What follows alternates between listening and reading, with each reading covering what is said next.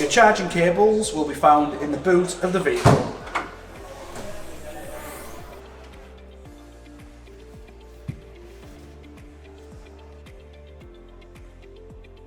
Underneath the base of the boot, you will find your emergency charging cable, which can be used when you are unable to obtain any charge from a charging station. This can be plugged in at your home using a 3-pin plug.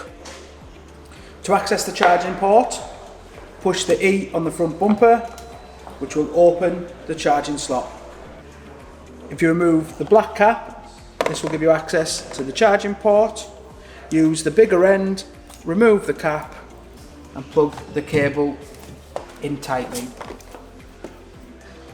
When it is connected to a charging port, the outside of the charging socket will turn green and the light on the battery indicator will blink. This indicator shows you how much charge the battery has on the vehicle. Thank you for watching this video on the Hyundai Kona Electric. I hope you found this helpful. Your specification may differ, so please refer to your owner's manual.